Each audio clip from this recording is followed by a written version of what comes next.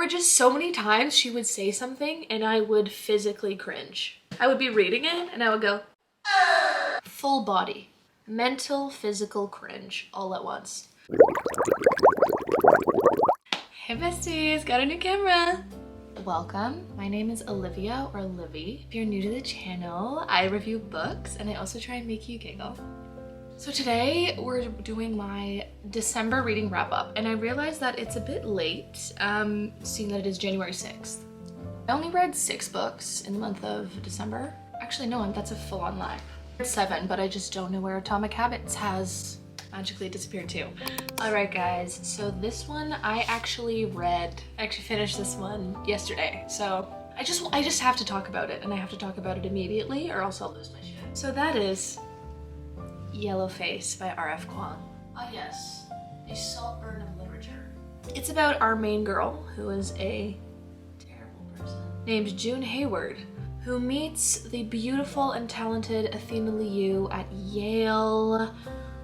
She basically becomes so jealous and envious of Athena's talent that this story is about her stealing Athena's manuscript after her untimely death and taking credit for it. June Hayward basically LARPs as a woman of color for the entirety of this book. And when I first picked it up, I thought that that was kind of the only thing that happened in this book, which is enough. That's enough. But it also has such interesting commentary on cancel culture. I'm so sorry about that. And even though you hate June so much, you also hate literally everyone else as well. You can see that I've tabbed a few little areas in this book because I think that they just perfectly sum up what the story was about. So this says, the truth is fluid. There is always another way to spin the story, another wrench to throw in the narrative. I will present a new account that is compelling precisely because it aligns with what our audience deep down really wants to believe, that I have done no wrong, and that this is, once again, an instance of nasty, selfish, over-demanding people fabricating a tale of racism where there isn't one.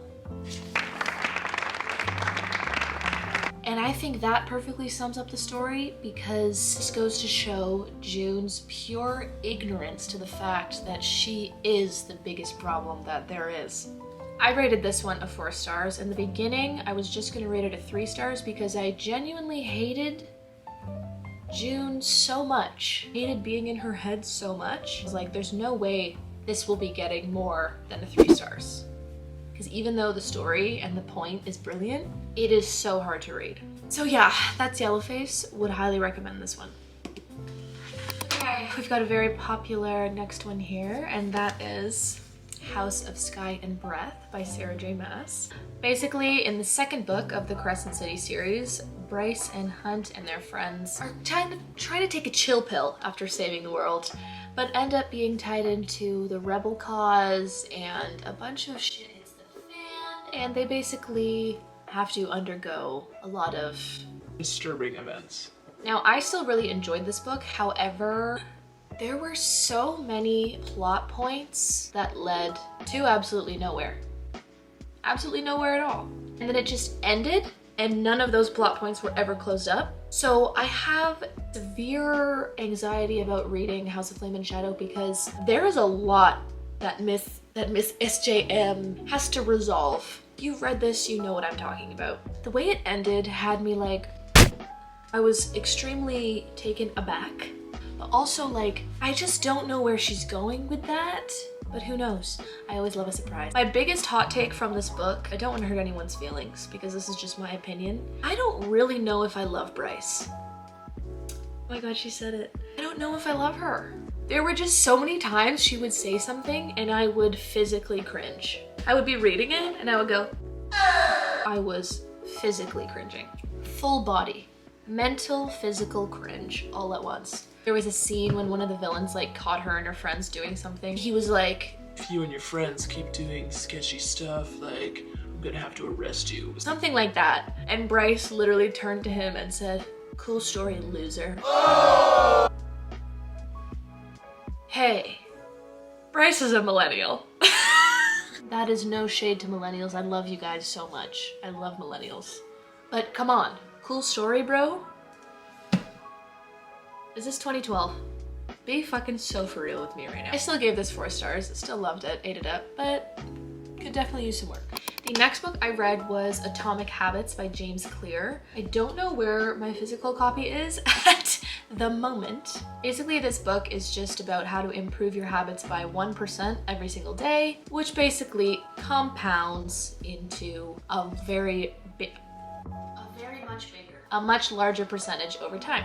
It basically is just about how to break bad habits and start good ones. I really enjoyed this book. It was a quick read. There's definitely a lot of great advice in there, which I have been trying to implement actually. Has it been working? I don't know yet.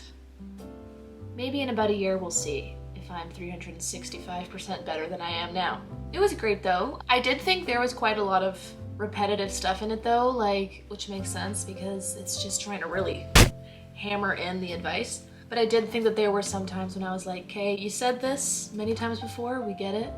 Just move on, Mr. Clear, move on. I did really enjoy it. I gave it a 3 stars, I think. Just because it was a great book, good book, but I'm not a huge self-help person. I just want to read about dragons and fairies and mythical creatures and magical forests. So that is Atomic Habits. Okay, this next one isn't that fun. I'm an actor, as some of you may know, and so this was a very interesting read for me, personally, and if you are also an actor, I would highly suggest that you read this as well. I'm not going to spend a lot of time talking about this one, but basically it's Konstantin Stanislavski's An Actor Prepares. This basically just follows the story of a student recounting the classes that his professor puts him through in a drama program. I believe it's set in Russia. And I think this book is honestly really beneficial for film acting. I know that it wasn't intended for film acting because it has a lot to do with getting into the headspace of doing something instead of acting it. When you're on camera, you're not acting out doing something, you're actually just doing it. The way that he talks about that strategy in this book is so interesting. It's a short read, it's really interesting. If you're an actor, I really highly suggest it. He has 2 other books in this series, I believe, and I definitely got a lot out of this book. So if you're an actor, Stanislav, babe. I need to preface this by saying, I started the Throne of Glass series in 2021, I want to say. It was like pretty peak COVID. It was like, times were dark. It was dark times. I bought Throne of Glass, Crown of Midnight, and Heir of Fire, and I was at my mom's house. Basically, I read Throne of Glass and Crown of Midnight. I absolutely loved it. But then, long story short, I left my mom's house. I forgot to bring Heir of Fire with me. And so I was like, you know what, wherever I am, I need to pick up Heir of Fire because I need to keep going with the Throne of Glass series. Completely forgot to do that. That's when I got into like From Blood and Ash, and I started reading all the other series. In November, at the end of November, I was at the bookstore and I was like, it's time. I can go nowhere on BookTok or Bookstagram without seeing people being like, this is the most beautiful story I've ever read in my natural born life. I was like, I need to make that a priority. So I did. And can you guess what it's done to me as a person? And this is literally only the 3rd book. That's unfortunate. However, of course I gave this a 4 stars. The reason I gave it a 4 stars instead of a 5 stars is because I absolutely loved it so much. But there definitely are other like Sarah J Maas books that I've loved more, like Mist and Fury. Honestly, now that I'm thinking about it, I kind of want to give this a 5 stars. This is a 5 star. Okay, I changed my mind. In 2024, we're allowed to change our minds. Okay, Rowan. And in my January TBR video, I have already started reading Queen of Shadows. I literally just started last night, and Queen of Shadows already has like just tabs. I literally only read this much, just so many tabs. Every time she mentions Rowan, I'm like, tab. Every time she mentions his pine and snow scent, every time someone mentions a Fae Prince, I'm tabbing it. I absolutely loved Heir of Fire. I mean, I guess I should tell you what the plot is if you don't know. Selena gets taken away to Wendlin after her little debacle with the royal guard and the king.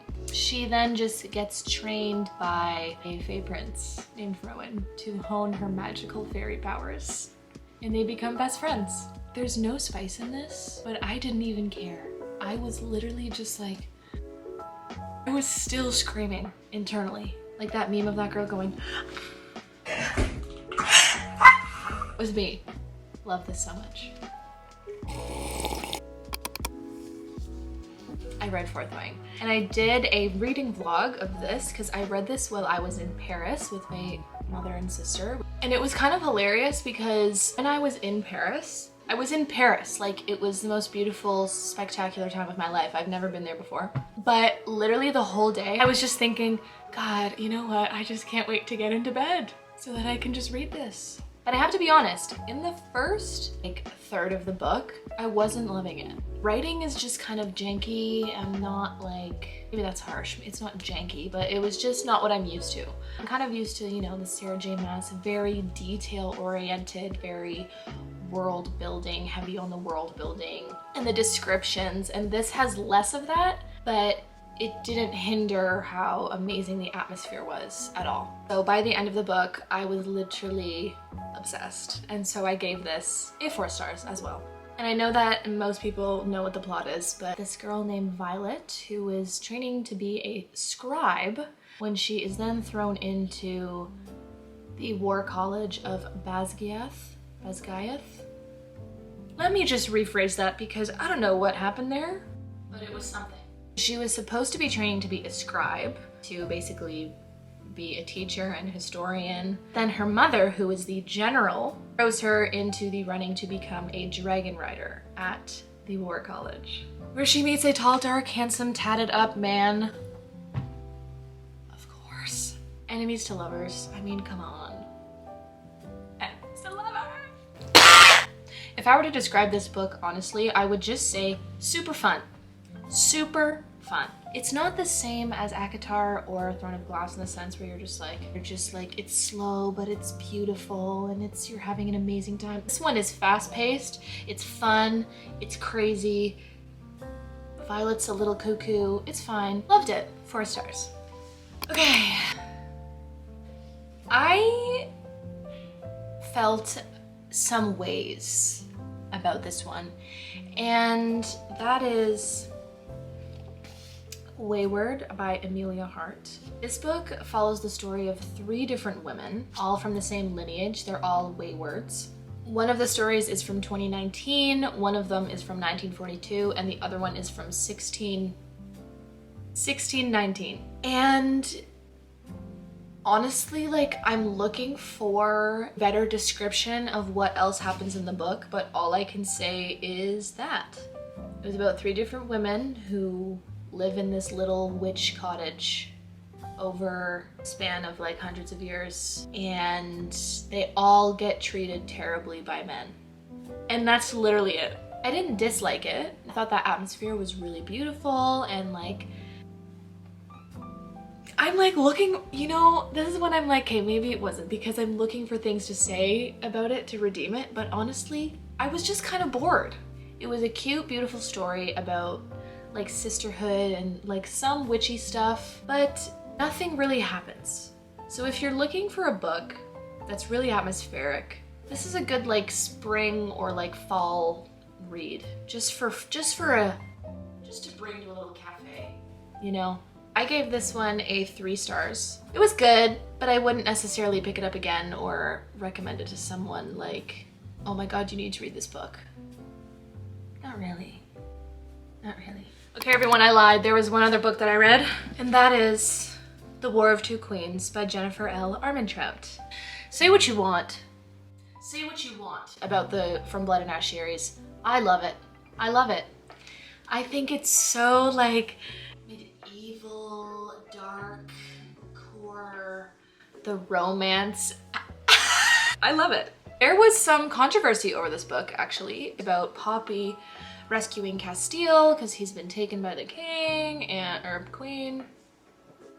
The Blood Queen, yes, sorry, the queen. Poppy trying to get him back and also slowly taking over the different little kingdoms, which she soon, I'm assuming, will become the ruler of. There was tea about this book because there's a certain chapter where a certain event occurs, which I personally had no issue with whatsoever. I think it was beautiful. Personally, I ate it up. I ate it up, of course I did. Really liked this one. I thought the first half was a little bit slow at times, but then once there was the reunion. I almost said reunion. Once there was the reunion. Once there was the reunion, I was a happy camper and I was having so much fun. Once again, I gave this puppy 4 stars. I read a lot of really good books in December, actually, now that I think about it. So, those are all my books that I read in December. For the most part, it was a great reading month, as I said. There was a lot of 4 stars in that pile. I hope that this makes you want to pick some of these up if you haven't already. Most of them were pretty popular, so I assume that you've either heard of them or have read them before. I'm super, super excited to start my January reading month. As I said, I've started Queen of Shadows, which is already absolutely amazing. So if you've read that, then please let me know in the comments below your thoughts. Thank you guys so much for watching once again. Please remember to like, comment, and subscribe, and let me know your thoughts and everything that you would like me to do in the future. Let me know videos you would like to see from me or books that you would like me to read. I always love having conversations and making new friends. So guys, thank you so much for watching, and I hope you have a fabulous week.